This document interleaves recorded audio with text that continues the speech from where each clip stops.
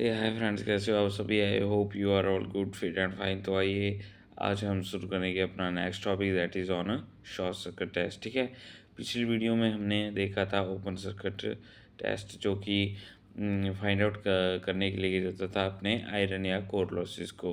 But जो short circuit test है that is use to calculate the copper loss या full load loss. ठीक है, इसमें क्या करेंगे हम, जो हमारी primary side of the transformer रहेगी उसमें हम जो है वो reduce value of the rated voltage होगी, उसको हम धीरे धीरे जो है वो अप्लाई करेंगे।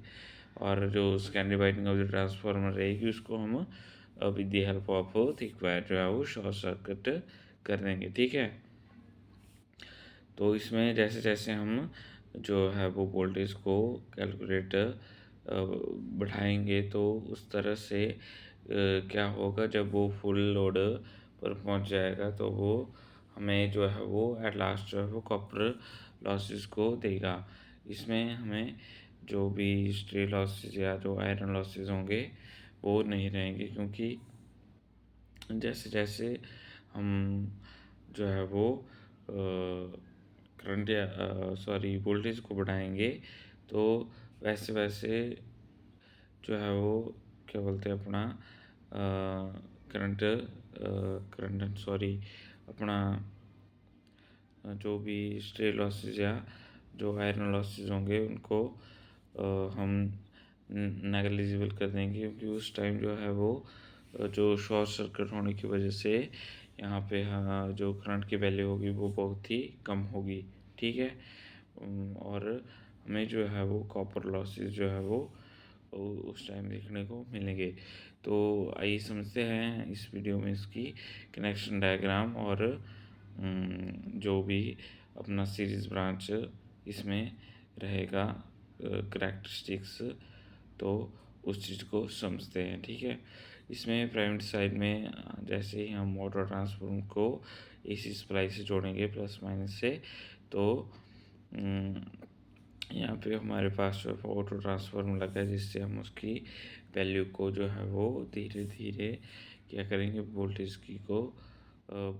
वोल्टेज की वैल्यू को हम धीरे धीरे रिड्यूस वैल्यू से फुल लोड पे ले आएंगे। ठीक है, और उसको हम कैलकुलेट करेंगे इस वोल्टमीटर की मदद से, और करंट की वैल्यू को जो है वो एमीटर की मदद से। ठीक है, जो वोल्टेज वोल्टमीटर है यहाँ पे वो हमें शॉर्ट सर्किट की शॉर्ट सर्किट वोल्टेज को हमें मेज़र करके देगा, और जो एमीटर है वो शॉर्ट सर्किट करंट को हमें मेज़र करके देगा। ठीक है, और आगे वैसे ही हमने जो है वो वोल्टमीटर को कनेक्ट करना है एम और एल टर्मिनल से and C and B terminal से।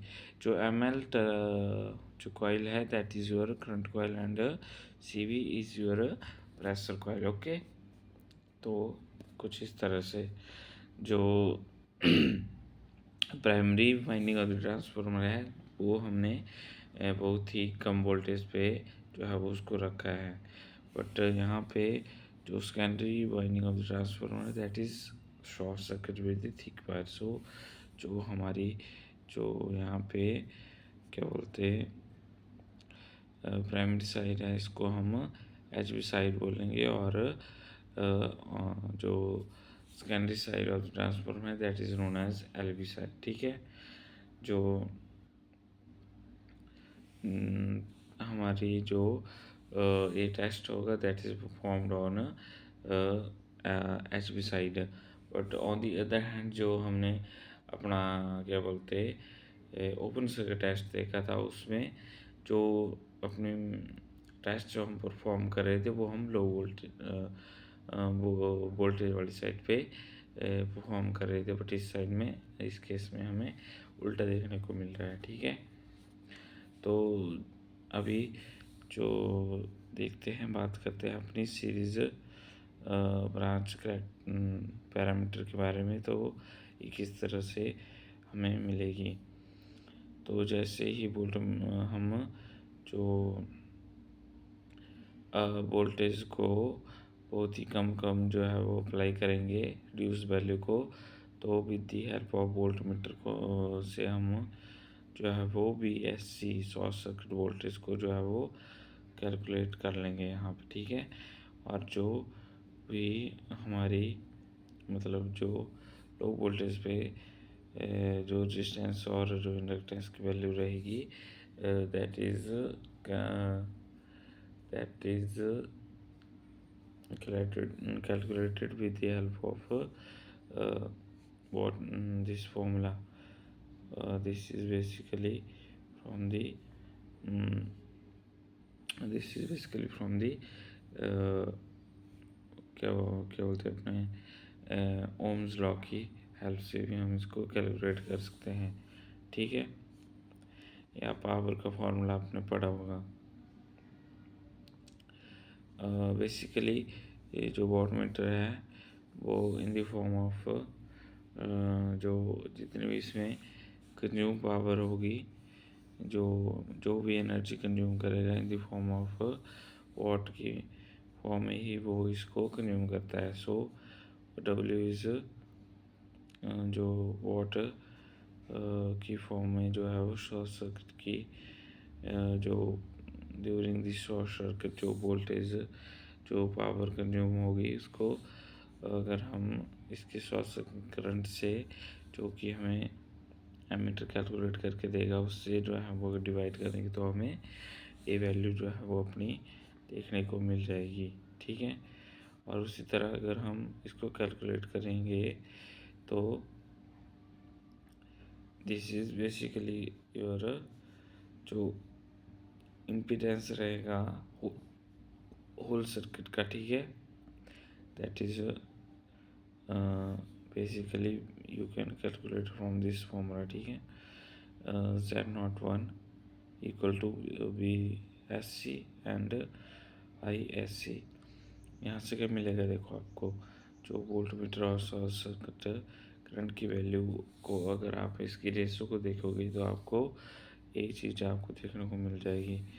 और इस चीज़ को जैसे ही आप यहाँ पे कैलकुलेट करोगे तो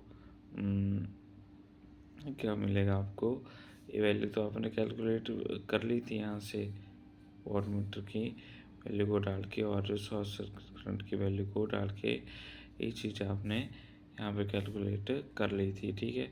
अगर आप इसी वैल्यू को यहाँ पे डालेंगे और इस वैल्यू को यहाँ से कैलकुलेट करके जो है वो यहाँ पे रखेंगे तो यहाँ से आपको जो है वो ए वैल्यू देखने को मिल जाएगी X01 equal to Z01 square minus R01 का square and it's whole square की वैल्यू को आप कैलकुलेट करोगे, ठीक है। तो इस केस में ये चीज़ जो है वो आप मेज़र कर लोगे, ठीक है।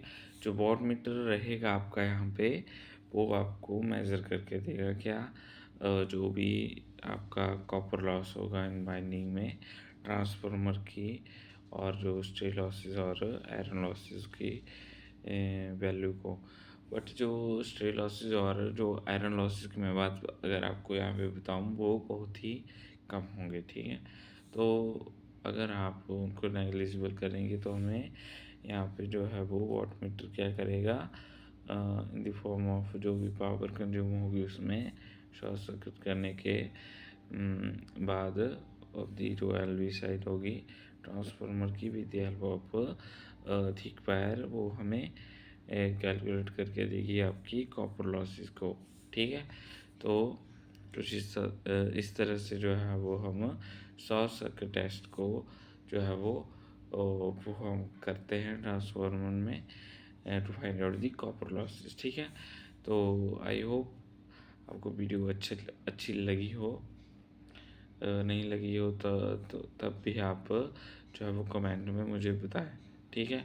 सो दैट कि मैं नेक्स्ट वीडियो में जो है वो कहीं ना कहीं अपने अंदर और सुधार करूं और ज़्यादा अच्छे तरीके से आपको समझाने की कोशिश करूं, ठीक है।